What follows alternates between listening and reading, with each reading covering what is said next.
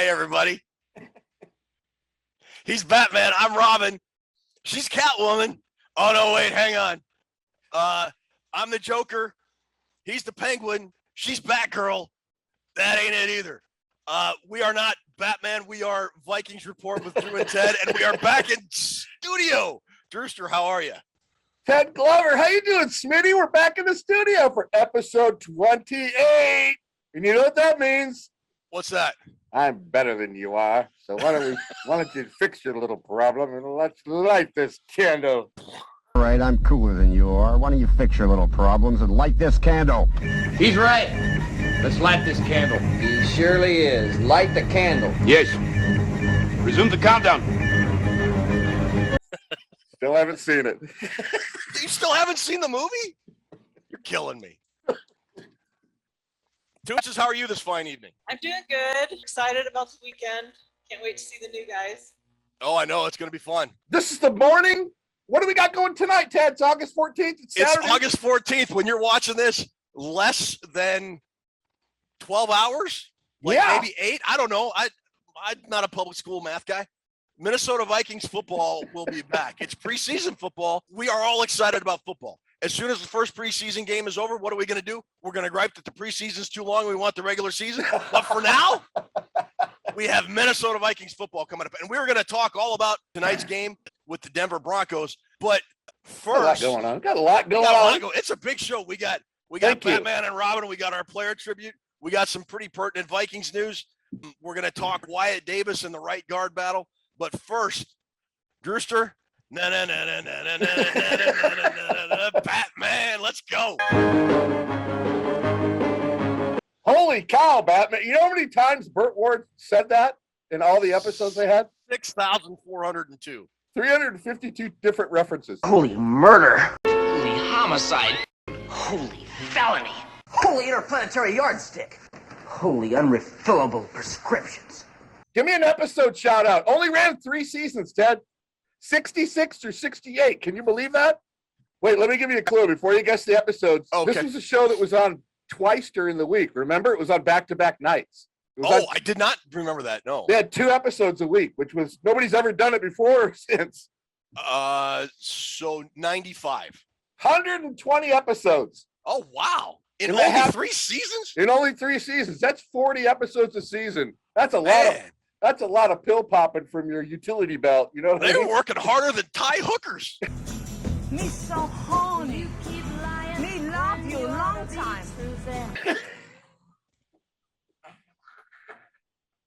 And we're off! With that, we are back in the studio. We are. Tell me about Batman. 2 great live shows, and we are back. And like I said, it had 2 episodes during the week, so it allowed them to have, like, the first night would be the cliffhanger, you know, the big cliffhanger, and then the second night they would always resolve it. But 120 episodes, and I remember some of the great guest stars on that show. Some of the villains with Cesar Romero as the Joker, who's my favorite Joker, and Burgess Meredith. Burgess Meredith is a penguin. Penguin, and what about the Frank Gorshin? The Riddler? Yeah. Well, you know, the Batman movies, you know, first with Michael Keaton and all the different Batmans they had with Clooney and Val Kilmer, and now Christian Bale.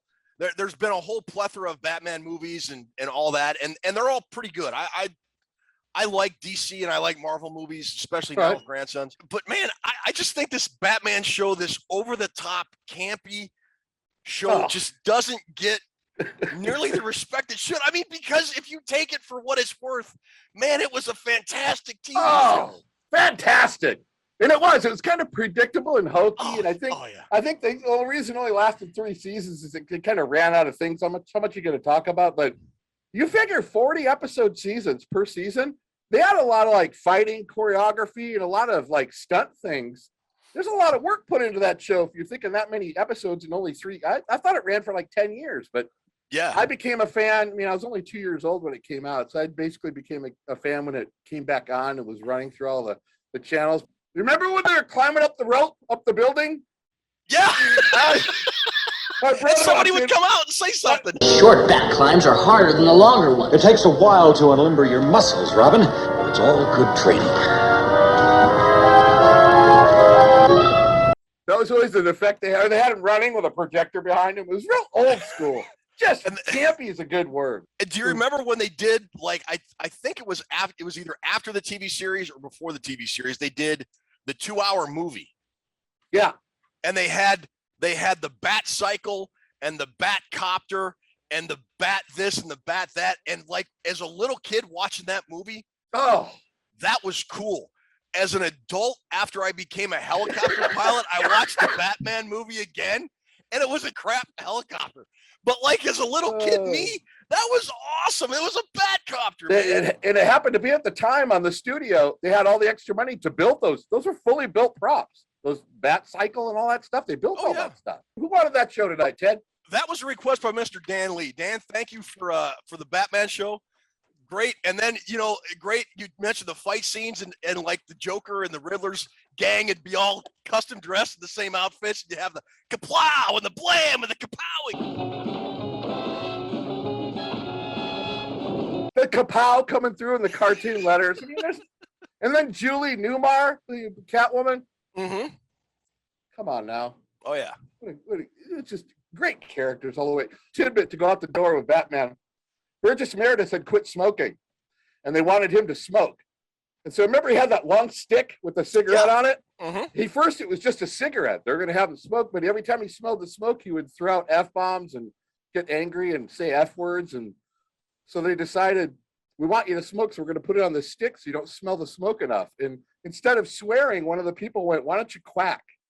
He's going, what? He goes, well, you're the Penguin, so quack like a duck. It's saying the F-bomb, quack. That's why he always quack, quack, quack. That was instead of saying F the smoke. That's what he said. He said he came up with that instead of dropping F-bombs, because every time he swore, they had to stop it and rewind it. You know how that editing goes. Yeah. I've been known to drop an F-bomb time to time. I don't believe you. So that's a cool piece of information. I did not know that. So they said, instead of saying the F-bomb, just go quack, quack. And he always did that through the show. So every time you see him doing that, he's smelling the smoke and he's getting angry about it. Okay. Now that brings a complete new perspective on that whole deal. Little tasty tidbit for everybody for Batman. Oh, it's a great show. We've got another contest going on. We've carried it on through the 2 live shows. This week, we've got another over-under. Drew, why don't you tell us about over-under? What's going on with that this week? Over-under, we are on question number 6 of the 10 questions that represent this contest. To play, all you have to do is either enter over or under on the question I will ask. And tonight we're on question number 6. And the only way you can enter is the comment section of this show. You can't enter on our Facebook page or on Twitter or any other device or whatever the word you want to use, Instaface, whatever. I'll read the question. You pick over or under. Those of you who've been playing are kind of in the scope now and don't need the rules read to them again, but there might be some new people playing. All right. And before I read the question, I told you a month and a half ago we were going to do the prize reveal, didn't I? Yeah, what is it? I'm going to let Toonses. What's our prize? $1 million. Just kidding. Unfortunately, folks, we don't have $1 million. $1 million. Dr. Evil. They want to ask for just more than $1 million. It really isn't that much money. Tell the people what they win, Ted. A $100 gift certificate to NFLshop.com. Right. We wanted to offer the NFL.com because there are some people that watch the show that aren't Viking fans. Alex Martinez is one of them. We have a few and they've entered the contest every week. So, all right, what's our over-under for this week then? Over-under for this week. Kirk Cousins, who we started the contest off with question 1. We had a Kirk Cousins total yards question. So we're going back to Kirk Cousins. And this week we have total touchdown passes for the 2021 regular season. And that number is set at 36.5. Ooh, 36.5. So you need to select in the comments below the show, right where it says comments. First subscribe and like the show. That's the first thing you got to do. Then after you subscribe and like the show, I should have opened up with that. That would have been better. Right over or under. If you think Kirk Cousins is going to be over or under 36.5, regular season touchdown passes. Okay, so I'm going to go under, I think. How many did he have last year? He had like 35 last year, didn't he? 35. 35 last. He had 30 in 2018. He had 30. Okay. Then he had 26. And last year he had 35. So he's had 91 touchdowns since he's been here. I'm going to say the Vikings are going to be a more balanced offense this year and won't start out 1-4 and behind like 30 points in the second quarter and have to throw. So I'm going to say his touchdown total is going to be lower than that, but I think the Vikings are going to be a better overall team because of it. That makes sense. I think 36.5 is a good, Patrick. That's good. That's right there, man. Vegas has Mahomes at 38.5. So they're pretty close. Really? Kirk Cousins can put those stats up there, but we don't want to start that question, do we? No, we don't. So 36 and a half touchdown passes for Kirk Cousins in the 2021 regular season. Again, you have until Wednesday, 12 noon Central Time. Put your answer, whether it's over or under, in the YouTube comment section below. We won't accept it anywhere else. And in case of a tie, our tiebreaker method is Drew is going to put everybody's name or the individuals who tied, whether it's 2, 3, 7, whatever, into our bag of cornucopia. You may have seen it during our live draft show when we gave away our prizes then. And he is going to draw a name out of that bag, and that is how we will determine our winner. All right, let's talk about a guy in our player tribute this week, a guy who caught a fair amount of them for the Minnesota Vikings over his career. Now, this is episode number 28, and a lot of you are probably thinking, well, they got to talk about Adrian Peterson. Well, Adrian Peterson is still technically an active player. We all know, and he's a great player, was a great running back for the Vikings. We want to shine a little spotlight on a guy that played a little bit farther back and wore number 28 very well. He's in the Vikings. He's one of the 50 greatest Vikings of all time. I believe he's in the Vikings Ring of Honor, but I'm not sure. He is. He's in the Vikings Ring of Honor. Who are we talking about, Drewster? 4-time Pro Bowler, Vikings Ring of Honor, 400 career catches for the Vikings and 34 touchdowns, Mr. Ahmad Rashad. Or as Bud Grant, I don't know if you remember seeing some interviews of Bud Grant used to call him Ahmad. When Ahmad got here, there was a marriage, of course, between the quarterbacks and the receivers. Ahmad Rashad, who used to be Bobby Moore. Yep. Rashad was a guy. Oh, and solid, I've been looking for this quote forever. But I remember it was a TV interview. And for those of you who know Ahmad Rashad, it's probably through his broadcasting career, primarily for the NBA and doing NBA, weekly NBA show. Before he got into broadcasting, man, he was a heck of a football player. And I remember him when he was talking about being with the Buffalo Bills, because he was with the Bills before the Vikings, and talking about the aura and the mystique of Met Stadium. He said, we'd look at our schedule, it would come out every year, and we'd look at it, and the first thing we would do was we would look to see if we were going to Minnesota in December, because nobody wanted to play in Minnesota in December. Now, this is a cat that played for the Buffalo Bills, and they didn't want to go to Minnesota in December. That's how intimidating the Vikings were back in the days of Ahmad Rashad. Yeah, nobody wanted to go to Minnesota in December. Rashad was an interesting character. He played wide receiver in high school. And then when he got to Oregon, he played running back in 71. He played with Dan Fouts, Ted. Oh, did he? Yeah, he was on the same backfield. Well, he was a running back. Dan Fouts was a quarterback at Oregon. But he played with the great Dan Fouts at Oregon. And I did not know this. I didn't know he was the 4th overall selection in the 72 draft. Was he really? I didn't know he was that high. I didn't know he was the 4th overall pick by the St. Louis Cardinals in 1972. Only lasted a couple of years in St. Louis, traded to Buffalo in 1974, played 1 season in Buffalo, and then hurt his knee, missed the whole 75 season. So he's out for that season. And then he signed with the expansion Seattle Seahawks. They entered the league in 1976. Mm-hmm. And that was their initial expansion year. And Ahmad Rashad had signed to play there. Before he played 1 game there, he was traded to the Vikings.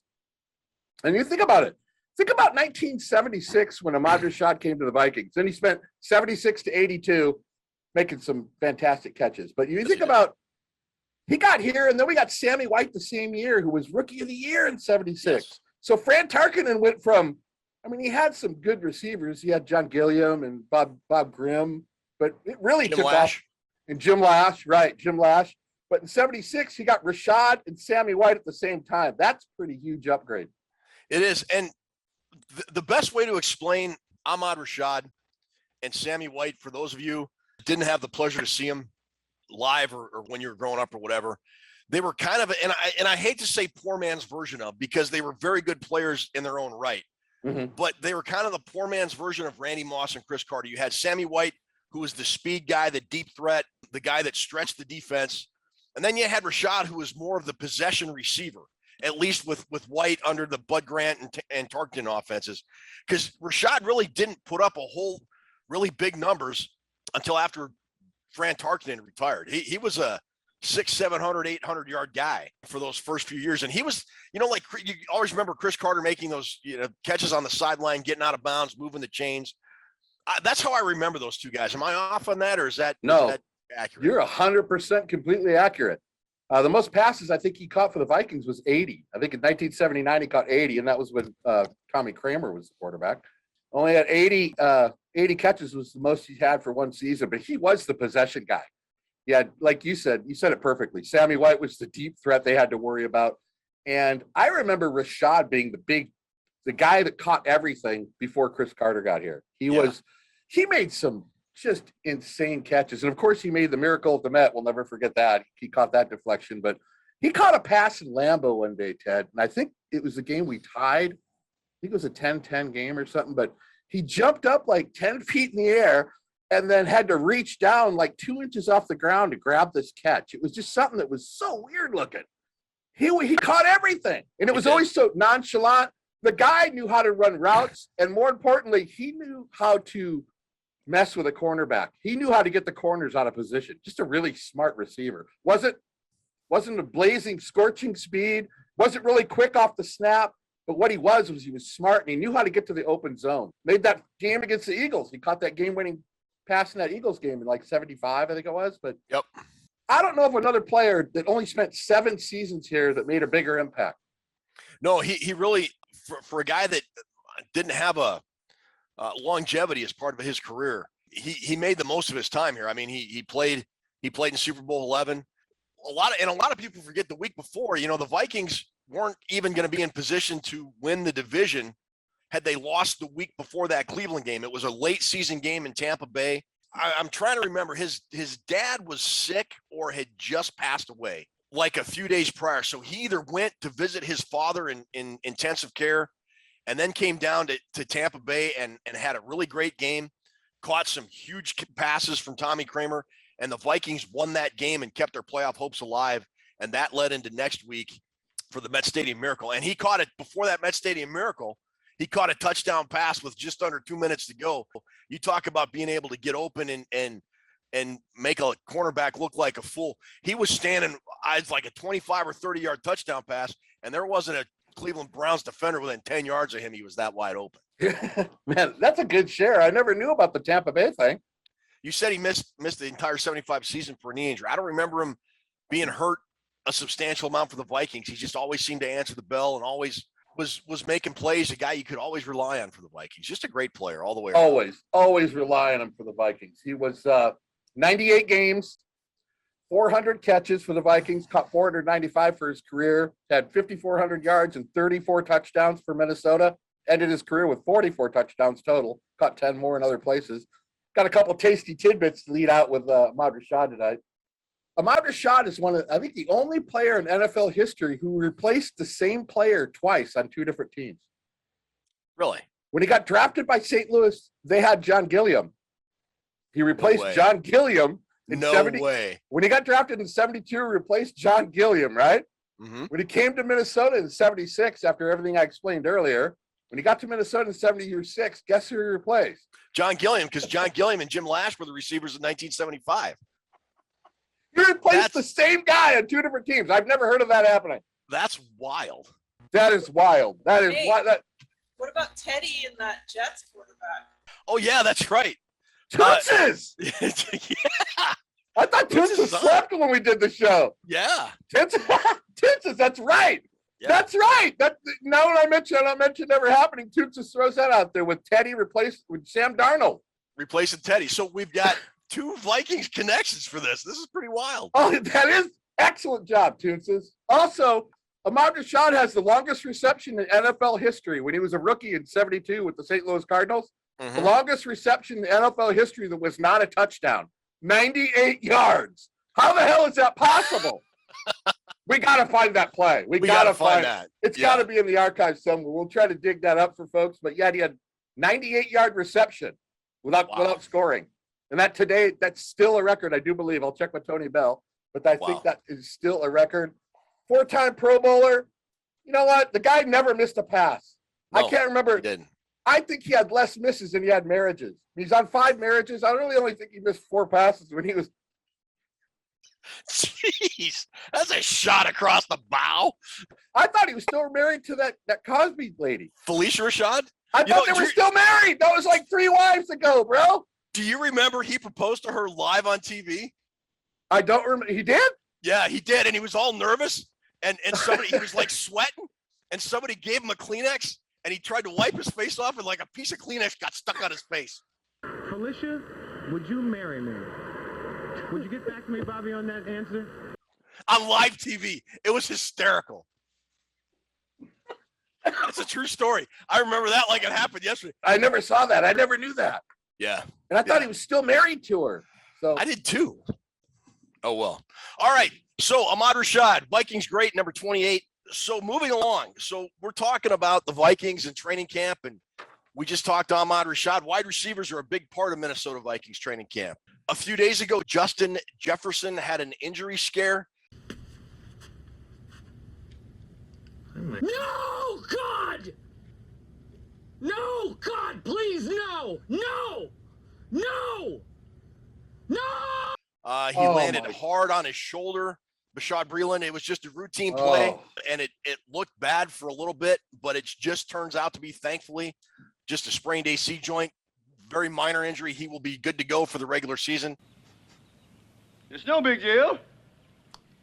I would not expect to see him tonight against the Denver Broncos, if at all, this preseason, just to make sure his shoulder gets healthy. But he's okay. Mike Zimmer did not say it was a tweak. I mean, and to Zimmer's credit, he's kind of using that as a joke when he's talking press conferences. So he's kind of lightening up on that. When the reports started coming through, I'll be honest, I pooped a little. Here, we have to leave now. Well, no, can we stay a couple more minutes? But dude, no, this is serious. I just sharted. It did not look good. No, it didn't look good. It looked worse than your underwear, probably. That's disgusting. I think I have him laying around here somewhere. Yeah, that was scary. That was scary, bro. We don't need that guy getting hurt. No injuries, but we'll talk more about our game preview here in a bit. But we have been hitting on this for the entire offseason, and that's wide receiver depth. Now, on the flip side of the bad news of Justin Jefferson, we've had some good reports from some players coming out of camp, namely KJ Osborne, a guy we were both really, really down on at the end of the season. He looks to have done a complete 180 and has been running with the first team offense since Jefferson's been out. Thielen's been wide receiver 1, Osborne's been wide receiver 2. Do you feel any better about the bench depth behind Jefferson and Thielen with the report on KJ Osborne, and to a lesser extent even Dan Chisena, who's had some good moments in camp? I do feel a little bit better about it, especially with Dede Westbrook, because I kind of know what to expect with him. And he lit it up a lot in college. Like I did a lot of draft research on him. I know what he's capable of. Mm-hmm. I felt really good about it. I felt good after that signing, but it can only be good news if Osborne's making waves there too. I still don't feel completely settled with it after the first two, after JJ and Thielen, but I do feel better. At least the whole thing won't swirl down the crapper if they go out.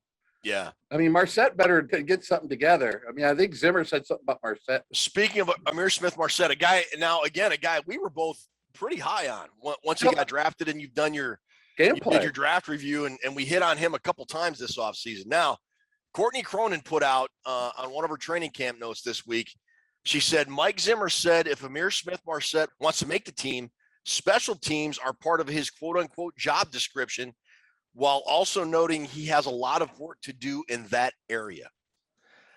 I mean, I'm not saying he's on the bubble, but it sounds like he is on the bubble. Talk about me shooting a shot across the bow with Rashad's marriages. That's kind of a shot across the bow, isn't it?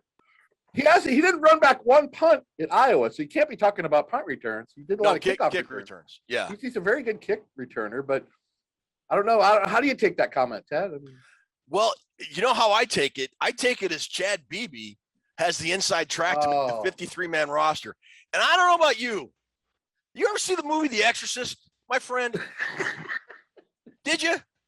Quite a few times, Ted. Okay. So, you're not my mother. So I'm thinking like Vikings fans are like Father Merritt. And Chad Beebe has possessed the body of the Minnesota Vikings. And we're like, the power of Moss compels you. The power of Moss compels you. And we're trying to get him out of here. And he won't leave. And he's twisted his head around 360 degrees and elevating off the trainer's bench when he breaks his leg. We can't get rid of the guy. Oh my God. Why is Chad Beebe on this team? Damn why you do this to me, damn you're not my mother. Oh Jesus, that's I don't get it. I don't get how Chad Beebe is such a fixture on this team. I don't get it. I just don't get it. I don't get it. What exactly don't you get?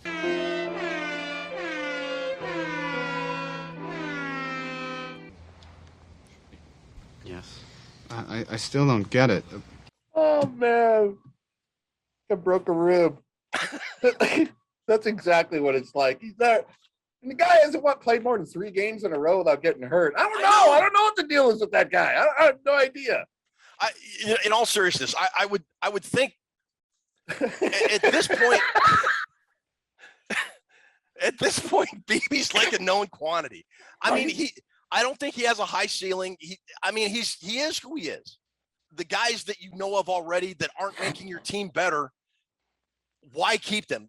Bring in players that potentially can make your team better. And it just seems like a guy like Amir Smith-Marset, although he's a rookie and doesn't have experience, has the potential to make your team better. Where they're just kind of treading water with Beebe. Marset has the ability to score when he touches it. That alone, that's all I have to say about that. He's explosive. Some guys can take it to the house. So can Wang Chung. He's explosive and speedy. But Marset, the guy that can have an explosive play and score touchdowns when he touches the ball on a slant pattern, to me, that's the guy you want to send in rather than just some guy that's limited. Yeah. I don't get it. I don't either. And then unless he's dropping passes right and left. I mean, Beebe will catch it. Beebe will catch the 8-yard pass. Maybe Marset's dropping them. And that's the thing that really has me puzzled with Smith-Marset. Zimmer said he's doing very well as a receiver, but he needs to step up as a special teams guy. And I just find it almost impossible to believe that a wide receiver that you drafted who's performing well as a wide receiver is a mark against him. Kickoffs aren't even part of the game anymore, Ted. How could he be saying he has to step up special teams? 8 of the 10 kickoffs are touchbacks. Thank you. What does he want him to do? What if that is the reason he does not make the final 53 over Chad Beebe? I'm not gonna know how to rationally comprehend that in my head. You gotta be kidding. It just irritates. It just frustrates me. Anyways, so that's kind of where we sit. I mean, it sounds like Amir Smith-Marset is in danger of not making the roster, and I'm still not sure how to digest that news, to be quite honest. We got to get through the whole preseason and see what he could do during the preseason. But you'd rather not have the coach say anything about you than bring up your name, especially if you're a rookie. Yeah, exactly right. You want to hang out kind of under the radar and let your game speak for itself. But just like everything else, we got 29 days today. 29 days from today, we kick off against Cincinnati. 29 days, Ted Glover. It's kind of like being in basic training. If the drill sergeant knows who you are, Brother, you're in for a rough few days. You That's know all the there is to it. You know in the movies like Officer and Gentleman when they have them lined up or Stripes, and a guy gets in your face. Is that what they do? Yeah. You little scumbag! I got your name. I got your ass. They did that I don't know to you? about now. It's all touchy feely now. I don't know. Did they do that to you when you were in basic? Yeah. When I was going through warrant officer candidate school, we were moving all our crap from one of the barracks to another. And so you got like, you had like 75 pounds of crap in your duffel bag, in your rucksack, and you're carrying it. You just look like a dope, and crap's falling out, and nothing can fall out or you're going to get yelled at. And this crap's just falling out, everything. And the TAC officers, drill sergeants come up yelling, and they're this far from your face, and they get down and make you do push-ups, and you're doing push-ups, and they're like right. I mean, they're literally really. Right. Oh, and like all you got to do is just say, I quit. Come on. No just way. Say, I quit. If you quit, you can stop all this. You don't have to do any more push-ups. You can come have a nice cup of coffee with me. Maybe get you a sandwich. Come on, just quit. Just say I quit. You know that all these other boys and girls are better than you are. Isn't that right, Mayor? Huh? Isn't that right? No, sir! No, sir! Oh, I hated it. Really? I wasn't gonna quit. Yeah. Oh yeah. It was like Sergeant Carter, old Frank Sutton. Oh yeah, it was bad. I mean, but whatever. Thing is, we get all caught up in what Mike Zimmer says and what we think the final 53 is going to be, and we forget that there has yet to be a preseason snap played, and a lot of things can change. Over the course, especially for guys like Amir Smith-Marset, these guys that mid to late round draft picks that are fighting for a roster spot. If you show out in games, that generally helps you, and I think a guy like him, his stock will rise if he performs well on the field. That's well said. That's well said. Anyway, so wide receiver, kind of a big news this week. Another one. Hey, hold on. Oh yeah, go ahead. Before you get going, I wanted to let you know our last live show, which was 2 Wednesdays ago, August 4th. Mm-hmm. That ended up being our second most viewed Vikings report show. Really? So, that's awesome. Bam! Kapow! We get more views than Skip Bayless.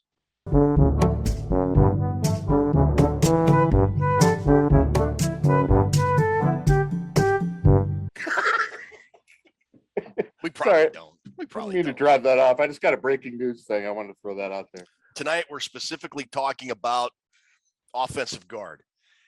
Throughout camp, it started off as a 3-man battle between Oli Udoh, Dakota Dozier, and Drew Samia. It seems like Samia has been lapped, and it's down to Udoh and Dakota Dozier for the starting right guard job. We'll talk about Wyatt Davis in a minute. By all accounts, Udoh has a clear lead over Dakota Dozier. Okay. So right now, your guards on the Minnesota Vikings are Ezra Cleveland, who is the presumptive. I mean, he's going to start at left guard. Wyatt Davis, rookie 3rd-round pick out of Ohio State. Dakota Dozier, Kyle Hinton, Drew Samia, Zach Bailey, and Mason Cole, the player they traded for from the Cardinals in the offseason for, I think it was a 6th or a 7th-round pick, whatever it was. It looks like the Vikings' first-team offensive line so far has been Rashad Hill at left tackle, Ezra Cleveland at left guard, Garrett Bradbury, either Udoh or Dozier, and then Brian O'Neill. What are your thoughts on Oli Udoh? Do you think he's going to be okay? I mean, he's speaking of guys that are getting good reports out of training camp, he's one of them. If he is good enough to earn the starting right guard position, then let him earn it. Let him play it. I mean, that's what it's all about, coming to camp and so you can earn the spot. I mean, wasn't that the guy from Elon? Yeah, Udoh was from Elon. Yeah. And he was a huge man to begin with, but he was huge on the developmental. It's going to take a couple seasons. Maybe he's rounding into form. Everybody, you can't really say what's going on with Wyatt Davis. Could be the right guard, but if Udoh has earned it, then he should get the nod there. I mean, the best guy should play regardless of what I think or what anybody thinks. I mean, it's good to have a little bit of depth at guard, but I agree. I don't know how many we keep at guard, but that's one of the positions on an NFL team, Ted, where none of the teams have, nobody has real quality guards. They don't invest a lot into that position. You got your 2 good starters, and then, you got defensive end and corner and stuff like that is where you're going to invest on the higher quality backups.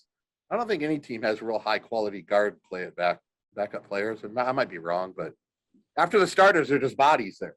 So if Udo makes it, that means we got Wyatt Davis. At least we got some options, is what I'm saying. Good options, good players. But if your competition for right guard is Drew Samia and Dakota Dozier, got a point. Have you really earned anything? I mean, you have. I'm not saying you haven't, but no, that's has the competition has been as difficult as it should have been? I mean, that commercial with, who are you going to pick for your pickup game, and it's a bunch of kids, and the one kid picks Charles Barkley. I'll take Barkley. Yes, I still got it. I told her she picked me first. I mean, there's no. I don't know. That's a good point.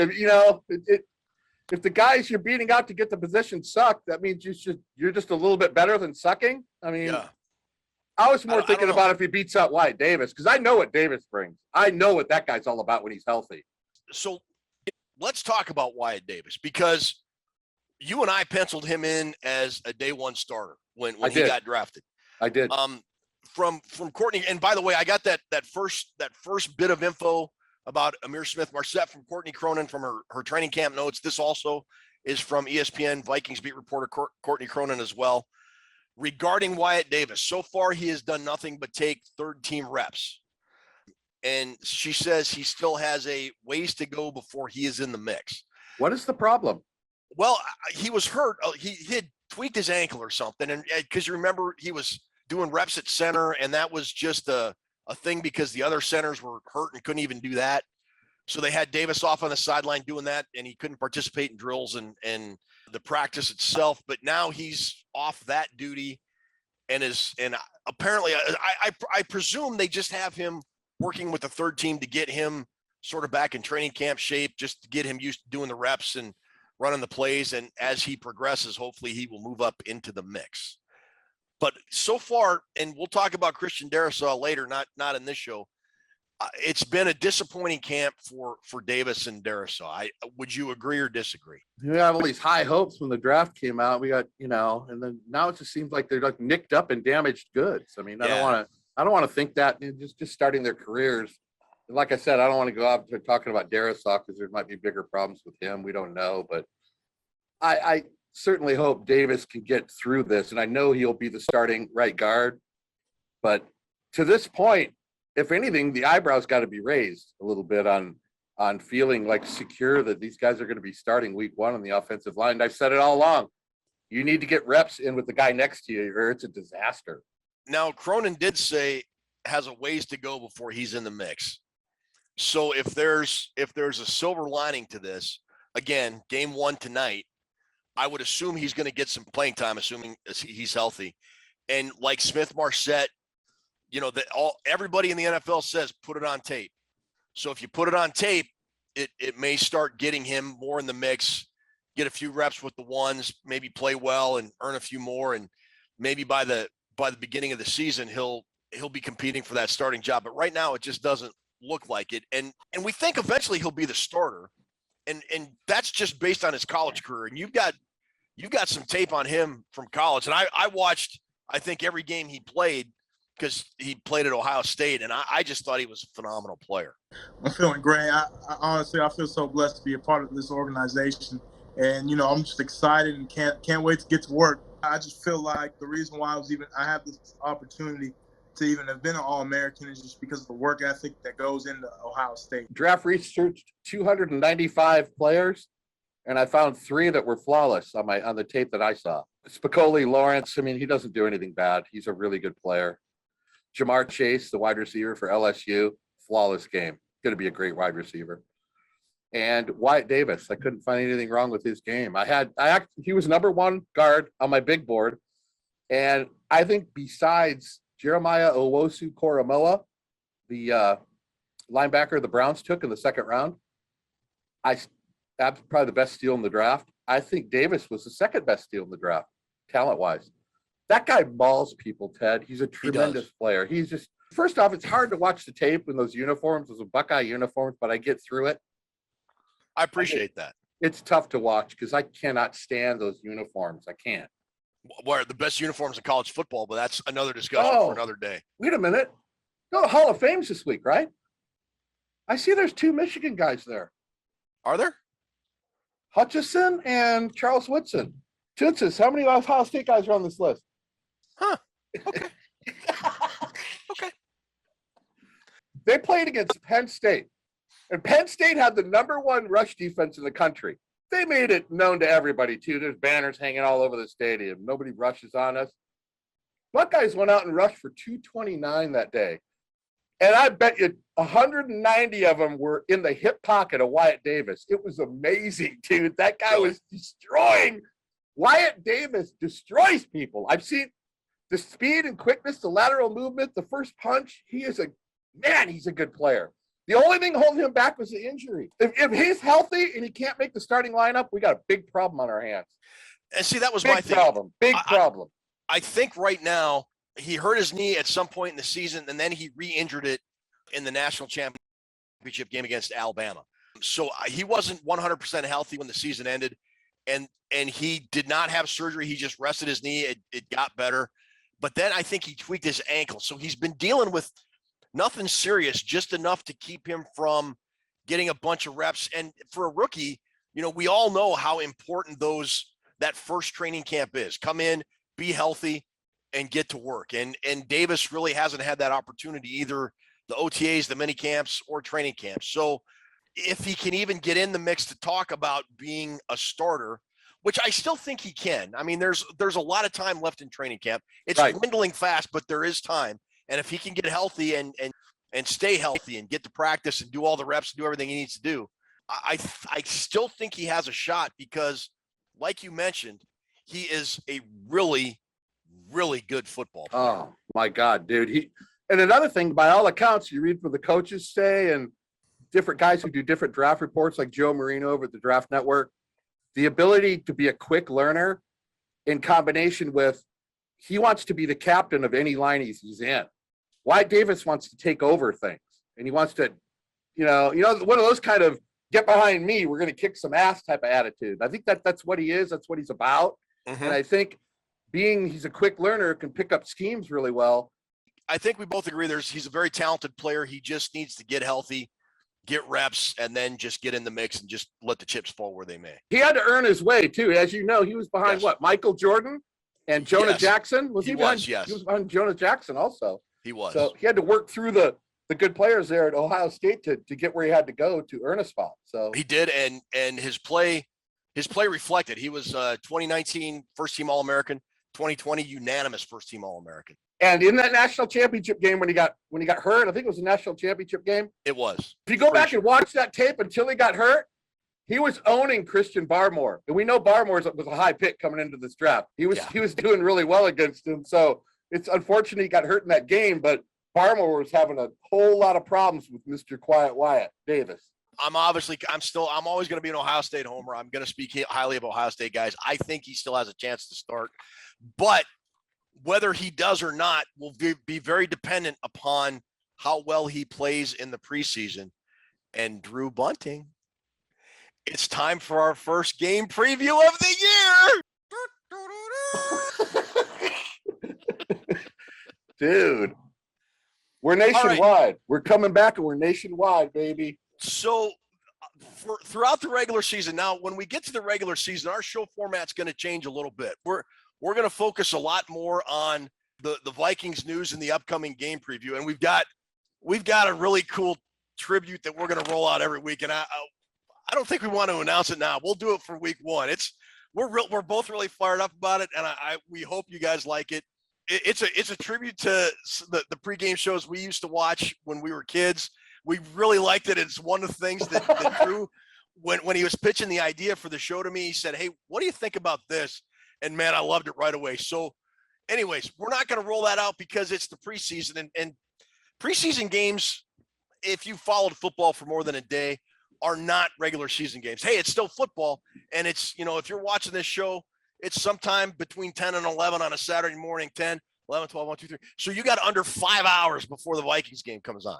So let me ask you, Drew, when you watch football for the preseason, especially the first game, how do you look at the very first preseason game of the year for your team, for your fighting Minnesota Vikings? First off, I look with my eyes. That's the best way to do it. Solid.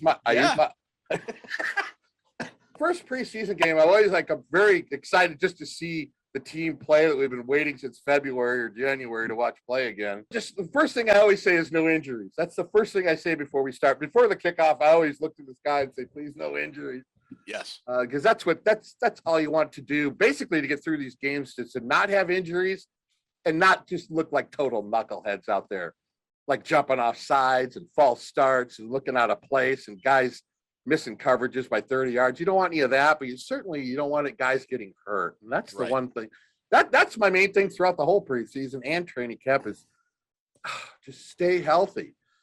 I am excited to see this O-line come together and the D-line, all the new positions. We got so many new guys. None of the regulars are going to play. I don't think any of the starters should be playing at all. I thought I saw Zim say maybe a series. I don't know, but yeah, I think it's the second preseason game that we'll see most of your regular season starters. And that kind of goes to the schedule, which is now weird. It used to be a fairly set pattern for teams that in the first preseason game, the starters would play a series or two. They'd play maybe a little bit more into the second quarter. In the second game, the third game, they'd play the first half. And then the fourth game, it was all the guys fighting for a roster spot. You don't have that now. You've only got the 3 preseason games. So Mike Zimmer said he's still kind of trying to figure out how he's going to adjust playing time and all that. But yeah, I don't expect the starter to see much action at all.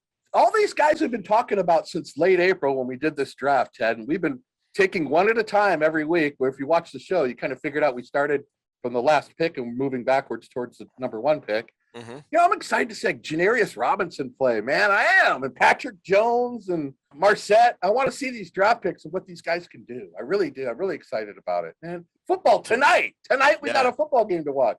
This afternoon. Well, like lunchtime for you or early afternoon. Like, what do you do for the game? Time if I played in California. You get yourself some beer and barbecue. What are you doing tonight? What's like you for the very first preseason game? I am absolutely looking for no injuries.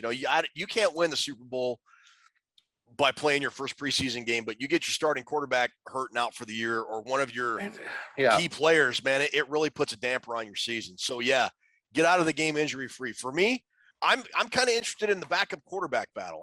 We had, was it Kirk Cousins, Kellen Mond, and Nate Stanley that had to miss an entire week's worth of practice, and it was Jake Browning's chance to step up. Is Kellen Mond going to have a chance to win the quarterback 2 job, or is it pretty much Jake Browning's to lose? I think it's Jake Browning's to lose, but he's kind of struggled since that Saturday night practice. Like you, also the offensive line and the new guys.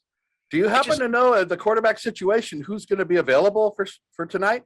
I know Browning's going to play. Mond's not going to play, is he? Which sucks. I wanted to see him play. I don't think so. I think it's Browning, Cousins, and Etling. But I'm not sure. Case Cookus is gone. What's your favorite Case Cookus Vikings memory, Ted? Boy, oh man, I would.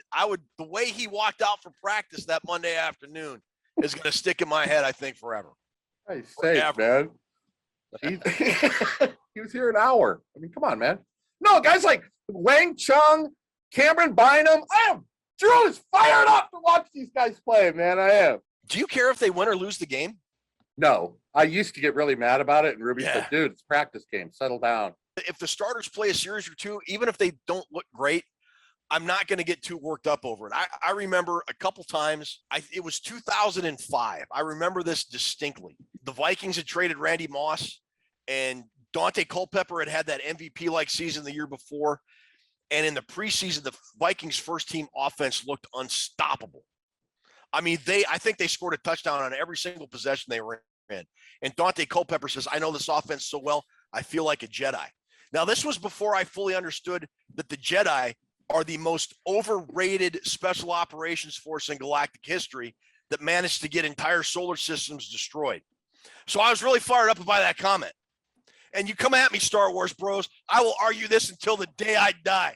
Holy Jesus, that's a lot of information, the man. Jedi are the worst special operations force in galactic history. The Dark Sith Lord is running the Senate, and we're right down the street. We can't figure it out. Damn, dude. On a tangent. I'm sorry. Holding target, closing target, getting closer. So anyways, the Vikings are off like 1-5 or 2-5, and they were horrible. Yeah. So I just want them to look okay, get out injury free. And yeah, I want to watch the guys that are fighting for roster spots, the guys you mentioned. Amir Smith-Marset. I'd like to see Kellen Mond play. I don't think he will, but I'm going to be excited to see him play later in the preseason and just to see the overall attitude and personality of this team start to develop. Right. It seems like they've had a big facelift, and we want to see what the face looks like. Yeah. And there isn't really an area of the team that isn't intriguing to watch. I mean, Chad Surratt, I'm so looking forward to watching that guy because I've done so much research on his tackling. The guy used to be a quarterback, and we're going to talk about him, I think, next pick. But what an amazing story he is. He's a tackling machine. He only learned how to do it a year ago or 2 years ago. Yeah. So he'll be out there. I mean, all these guys are going to be out there playing. I would have liked to see, everybody wants to watch Kellen Mond. I do too, but there's so many areas of interest, positionally speaking, on this team. Tonight's game is going to be really cool to watch. So this is how we'll do our preseason game formats. But when we get to the regular season, you want to tune in because we think it's going to be really cool, and we hope you like it. Yeah. So with that, we'll take a quick commercial break. We'll come back with trivia, and we will wrap up the show. Hello, citizens. I'm taking a holiday from crime fighting in Gotham City. No rest from danger, though, because all around us is that deadly daily danger, traffic. I admire the way all you British children triumph over this danger by learning and using the road safety code, like curb drill. Before crossing the road, you stop at the curb, look right, look left, look right again, and then only if the road is clear, walk quickly across. Now, children, how does it go? At the curb, stop. Look right, look left, look right again. If all's clear, walk quickly across. Remember, be smart, be safe. Always do your curb drill.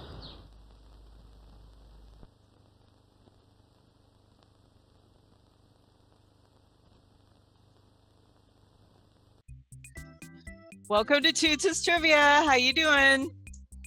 Good, Toots. How are you? Drew, how are you?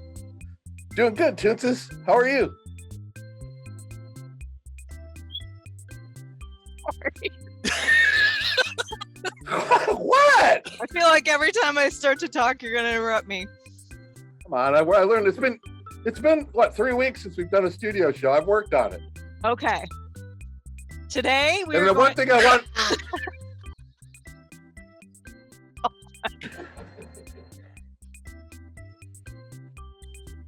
I don't even know what to do with that. You made it almost 30 seconds. That's what she said. I thought she was done. I thought she was. Sorry, Toots. No. Okay, go on.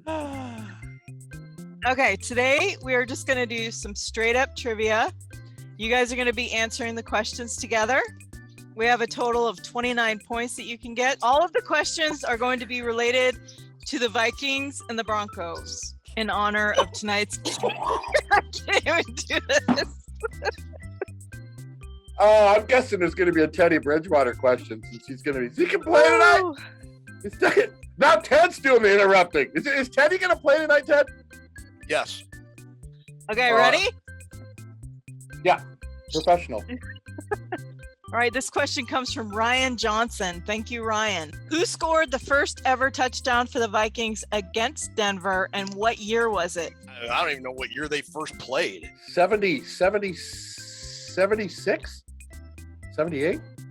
I think the first game they played was that overtime game in Denver on Monday Night Football. That's what I'm thinking of. When Bud Grant got mad, maybe the only time he's got mad on the sideline. I don't remember that. What year was it, Toonses? Do we have the year? The question is worth 2 points, one for each sub-question. It was in 1972. I'm going to say Stu Voigt. The answer is Bill Brown. I didn't want to guess that. It was too obvious. Yeah. Boom, boom. Good question, Ryan. That was a good question. Thanks, Rhino. All right. The next 2 questions come from Anthony Tollison. The first one is, in that game that we just referenced, who won and what was the score? Minnesota won. That is correct. They did win. I'm going to say 23-20. Dude, how in the heck did you know that? Yes. Is that right? Yeah. That is the correct answer. Boom. Anthony Tollison. The next one from Anthony is, who had the game-winning touchdown the last time we played Denver in 2019? Oh, that was the big Kirk comeback game. They were down 20. What was it? They were down 24-7. I think it was at halftime. Whatever. Wasn't it Diggs? He had that long ball that put them ahead. I thought the long bomb was what got him back started on the comeback. That rollout pass when he hit Diggs deep, or was that? Yeah, you're right. I would say Diggs. That's the only thing. The first thing that popped in my head. Okay, let's go with Diggs. The correct answer was Kyle Rudolph. Darn it! All right. Thank you, Anthony, for your questions. Thanks, Anthony. Next question comes from Tyler Fornes. Tyler. Forno. All right. The Vikings played the Broncos in '96 and lost the game in the last minute, 21-17. On a third down late in the game, John Elway threw the game-winning touchdown pass that was almost intercepted 3 times. Who tipped the ball into the air? In '96. God, I was in Germany. I didn't see any of these games. I remember it getting tipped in the air, dude. Ed McDaniel? Henry Thomas? Damn it. Drew, so close. I should give you half a point. Orlando Thomas. Rest in peace, Orlando. Thanks, Tyler. Thank you, Tyler. At the real Forno. Yeah, let's give him a shout out. You talk about guys who know the draft. How about Tyler Fornes, man? Smart kid. That dude, if you ever had a chance to listen to Draft Right Up by Tyler Forno, the real Forno, listen to him. He's pretty good. Just celebrated his first year anniversary too, by the way. So happy anniversary. The next 3 questions are from me. The first one is a 2-part question. How many times have the Vikings and Broncos played each other, and who leads the series? I'm pretty sure the Broncos lead the series, and it hasn't been but like 10 or 11 times, I think. I'm going to say like 17 times. Do we both agree that the Broncos lead the series? I'm going to say the Broncos lead the series. They've played 15 times, and the Vikings lead the series 8-7. No way. Yeah. I thought Ted might get that because that was an article in the Daily Norseman a couple of years ago. Oh. Come on, Ted. You didn't write it, though. Come on. No, I didn't. Okay, this one is worth 10 points. Name 5 Vikings, so you get 2 points for each one you guess. 5 Vikings that have been on the Broncos and the Vikings in the past 10 years. Holy cow. 2011. So, well, Teddy Bridgewater. Correct. Warren Jackson. Yeah. Yeah, they just signed him. Yeah. There you go. Okay, I'll accept that. It must be guys going from the Vikings to the Broncos, because I can't remember a lot of Broncos coming here in the last 10 years. Can you? Ted, we had that quarterback we got like 4 years ago or 3 years ago. Heineke? It wasn't Heineke. It was another guy. Who is that guy? Everybody was talking about he's going to Kyle Sloter. There you go. That's one. That's one of them. Good job, Ted. Kyle Sloter. That's worth 50 points right there. And Peyton has signed a couple guys from the Vikings. Oh, who did he sign? Come on, 2 more. Who did the Broncos just sign, Ted? Oh, Teddy was one of them. Was that he was signed? I'm trying to. Yeah, he just signed a guy like 2 months ago. And he signed a running back. Oh, Boone. Oh, there you go, Mike Boone. That's it. There you go. All right, one more. Do you want me to just tell you that they are? Because I'm gonna have to. Then I'm gonna be mad. Yeah, you are. Brett Jones. Oh my God, Brett Jones. Sasquatch. Case Cookus. Case Keenum. Oh, duh. Jordan Taylor, Shamar Stephen, Todd Davis, and Trevor Siemian. Siemian. That's what I was thinking of, Ted. Okay. But I'm glad you came up with Sloter, because I wasn't going to come up with either of them. All right, well, you guys have 10 points going into the last question, which is worth 10 points. So you can still get 20 points. But this one is from Tony Bell. That is why it's worth 10 points. Ready? Oh, when you hear questions from Tony Bell, it's like telling you the governor, and you need something desperately. It's like getting a phone call saying the governor denied your pardon. Because a question from Tony Bell, y'all. Like, it was a good run. All right, here we go. It's kind of a long question. In 1974, the Vikings opened the preseason against the Broncos in Denver. There was a situation going on at that time in the NFL that affected the game. What was it? Marijuana usage going on in the NFL that affected the game.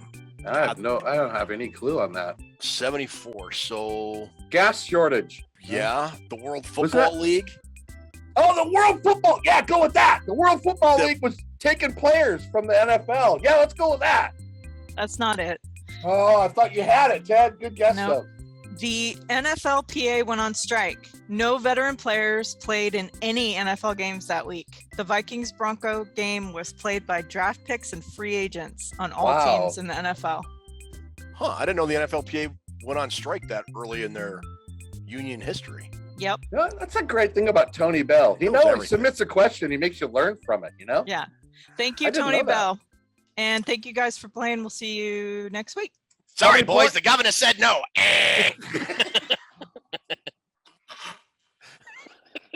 Pull the switch.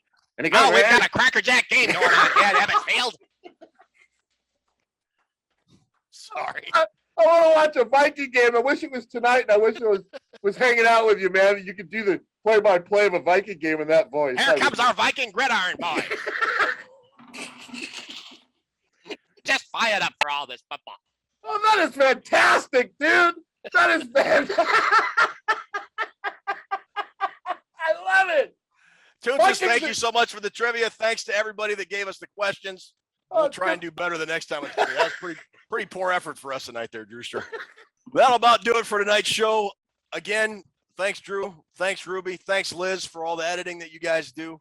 Thanks to everybody that listens to and subscribes and rings the bell and watches and comments and sends us trivia questions and plays the over-under games and all the other competitions we've had in the past, and we're going to keep doing. You guys just make this show just a tremendous amount of fun. And football, we get actual football being played in just a few hours. Yeah. That's now until January, and then February through the Super Bowl, which we hope the Vikings will be playing in. I'll try to do better the next time. Drew, take us home. I want to say thank you for Dan Lee for throwing out the Batman show. It was fun talking a little bit about Batman tonight. Thanks for all the people who watch, and I can't thank you enough for the support you give us for the show. I mean, all the comments and the ideas for the show and coming up with maybe our show name. And that's really tremendous stuff. I wanted to say a shout out to somebody we lost, Marky Post, Christine Sullivan from Night Court, who passed away, who I had the pleasure of partying with a couple times. And what a tremendous lady she was. So funny, just a great sense of humor, and a really, really great person. And she passed away last week. And I just want to say rest in peace to my friend Marky. And thanks to everybody for showing up tonight. Ted, always keeping me rolling. Toons is always keeping the show rolling. Sorry I interrupted you for the 14th episode in a row. We will try to do better the next time. So that's all we got for today. So, Ted, say goodnight, Ted. Good night, Ted.